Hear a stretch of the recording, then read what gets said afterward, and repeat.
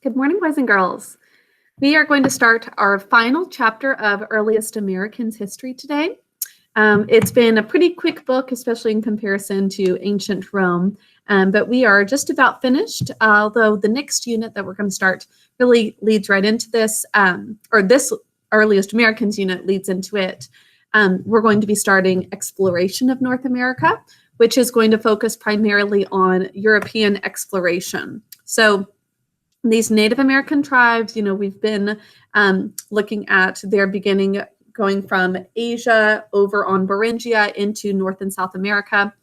So they've been around this area for hundreds, over 1,000 years, actually. So we're going to be talking about the European side of it, which we've seen already some hints of the Europeans, like the Spaniards who brought the horses that the Comanche used.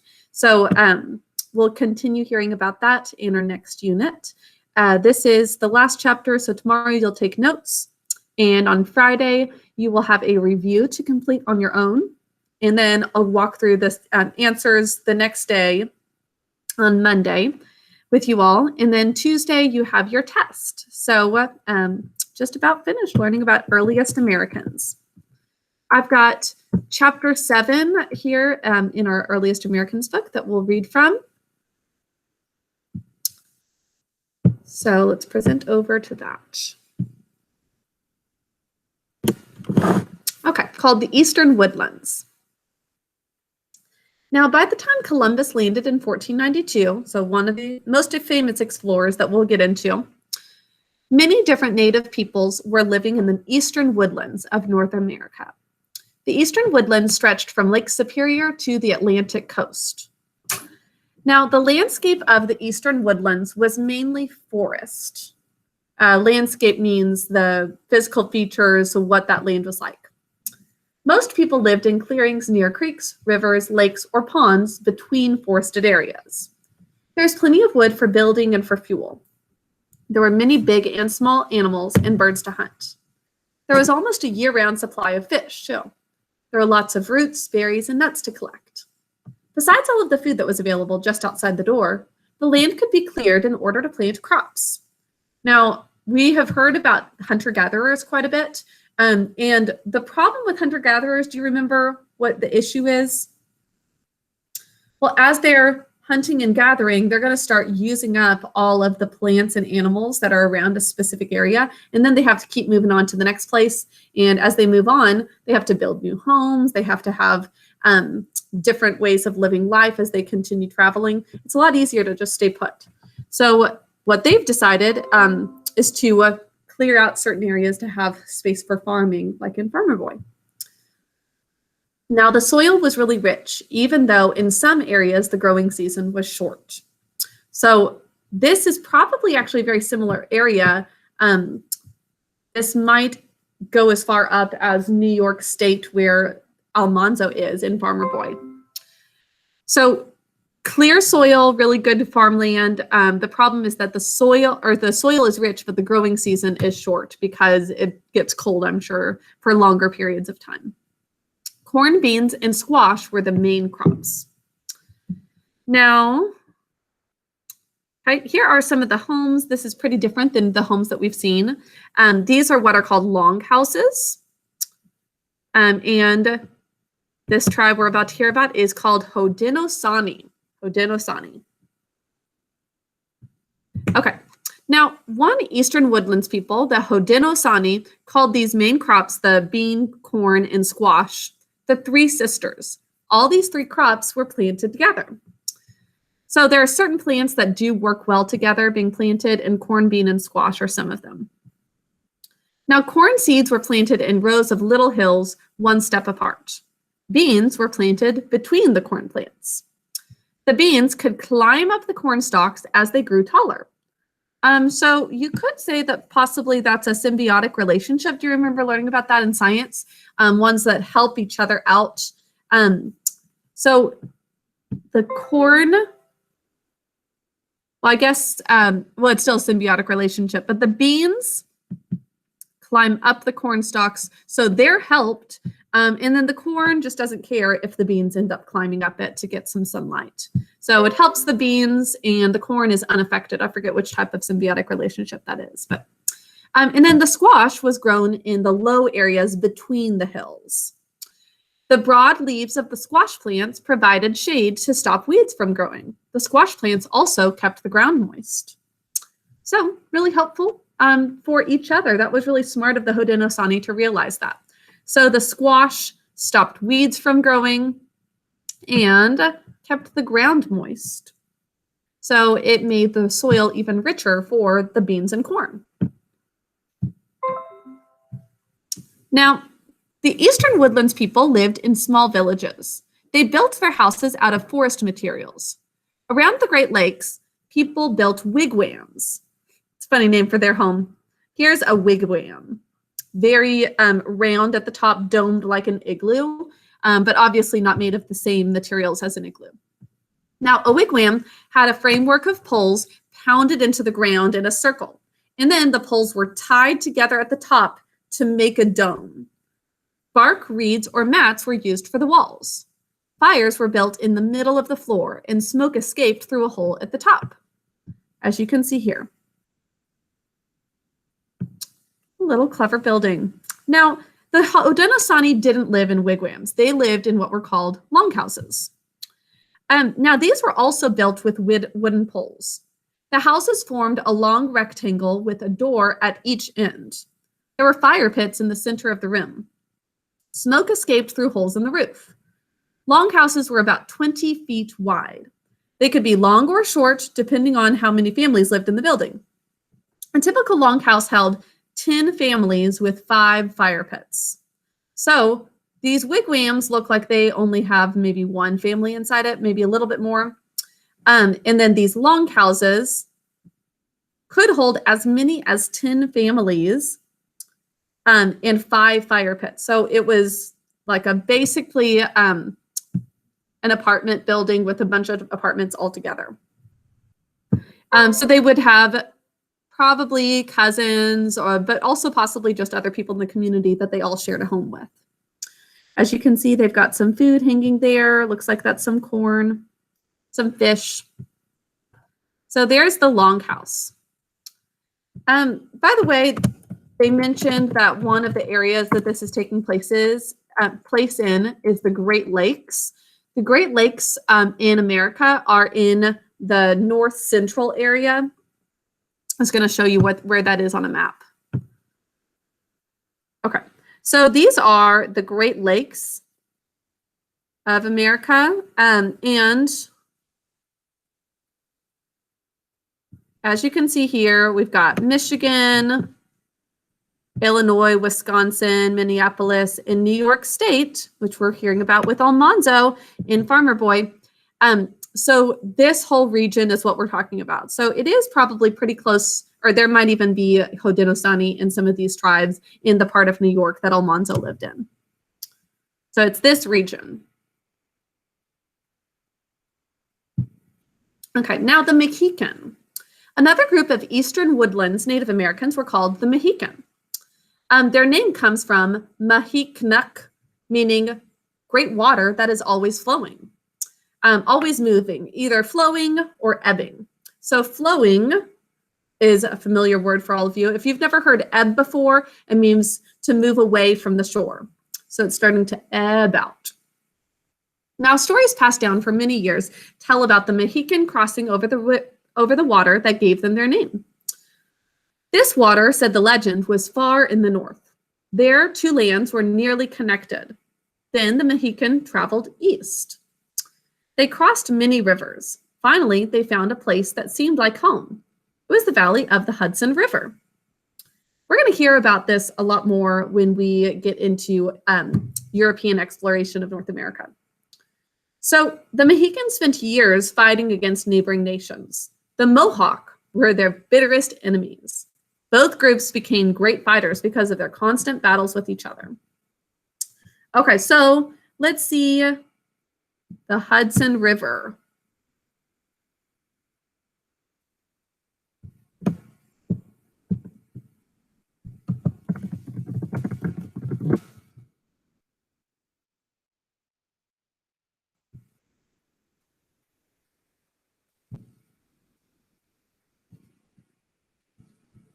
Let me go back and just get an image.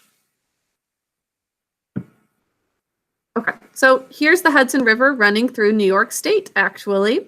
And I don't know if we ever find out exactly which part of New York State Almanzo lives in. So that is where the group was passing through, going over to the eastern side that we were just hearing about. So the Mohican and the Mohawk. Mohican and the Mohawk. Now for our last group here. Or sorry, not last group, not last tribe, but the Haudenosaunee Confederacy. Now, in the 1500s, there was plenty of food, but not very many people in the rich woodlands of the Northeast. Still, the Woodlands nations quarreled among themselves. They needed to find a way to stop the fighting. So there was lots of food, but not many people, and so they needed to stop fighting amongst themselves, or all of these Native American nations in the Northeast were just going to die out.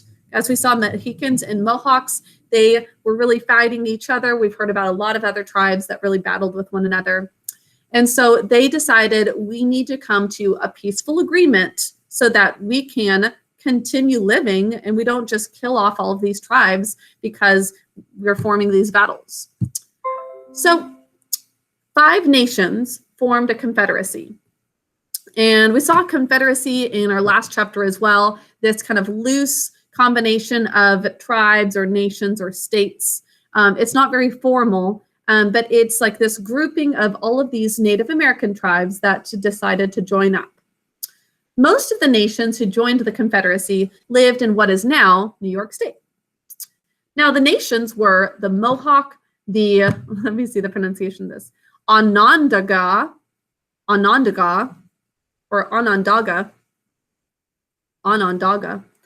the Seneca, the Oneida, and the Cayuga. It's a fun one to say. So those are the nations: Mohawk, Onondaga, the Seneca, Oneida, and Cayuga. Now, they did this to keep the peace among themselves and unite against their enemies. One by one, each chief or sachem agreed to the plan. They knew their survival depended on cooperation. So they all worked together, and the reason was that they wanted to keep their tribes alive.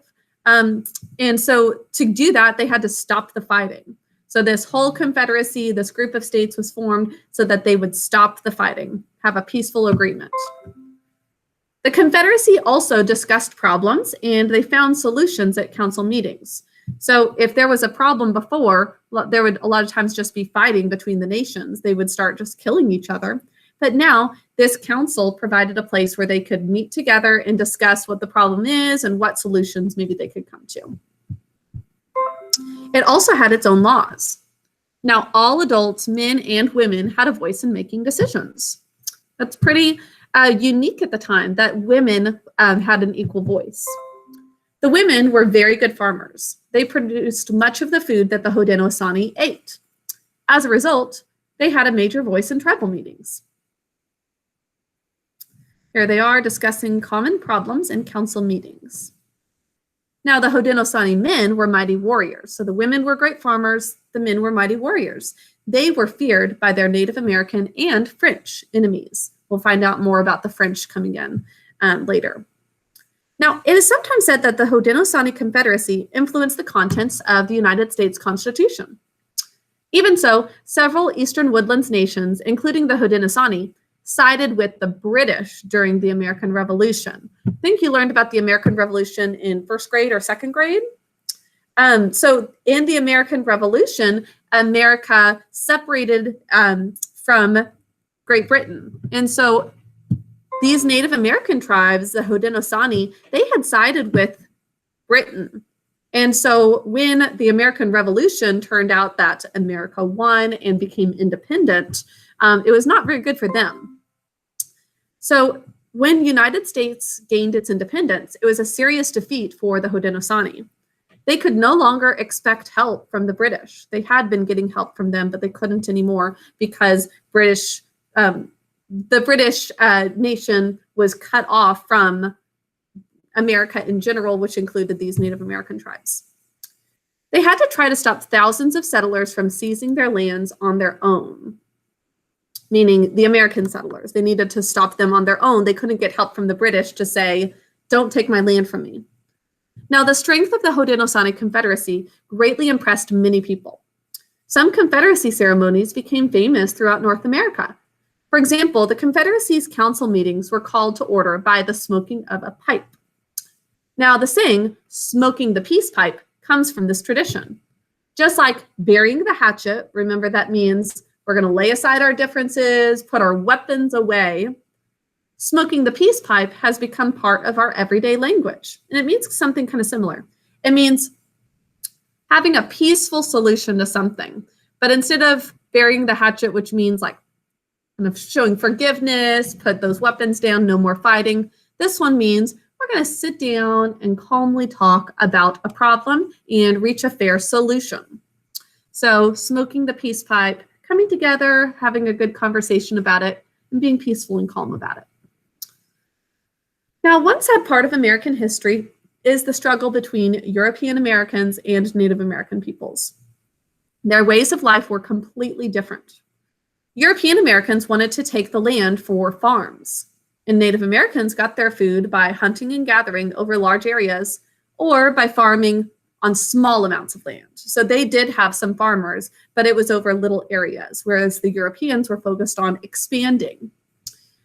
Now, losing huge amounts of land to settlers meant giving up their traditional way of life. Many Native Americans fought until they were either defeated or driven away. This was hundreds of years ago. Now, many others died of diseases that the Europeans brought with them. Unfortunately, ways could not be found always to bury the hatchet or smoke the peace pipe. There were some ways that they just always conflicted because the Native Americans possibly wanted to keep to their traditions and keep their land exactly as it is. And the Europeans thought this is a great opportunity for big cities and for development, and we're going to really use this land up. And so neither one of those is necessarily wrong, but they couldn't see eye to eye on it. Now, a great many Native Americans lost their way of life and the land upon which their ancestors had lived for thousands of years. What's especially sad about that is that a lot of them were treated fairly cruelly at the time, although a lot of, we have quite a few places now that are these reserves for people who want to have more of the traditional way of life in certain parts of the country, but they don't necessarily have the same home as they would have had hundreds of years ago. So that is all for an Earliest Americans book. That is, I think, a really interesting one. I like hearing about the Haudenosaunee Confederacy and some of the ways that they, tried to figure out we need to save our people, lay aside our differences, have good, peaceful conversations about what we can do. So once again, you've got notes tomorrow, and on Friday, you will have a review to complete. Should be pretty quick, mainly focused on vocabulary and the names of specific tribes. So open up your notes and really use your notes to help you with that study guide. And then we'll go over the answers and take a test next week. Hope you all enjoy. We'll continue talking about a lot of these things as we get into exploration and into the 13 colonies of America, because that still overlaps with a lot of these times that we're talking about. Have a wonderful day. Talk to you later.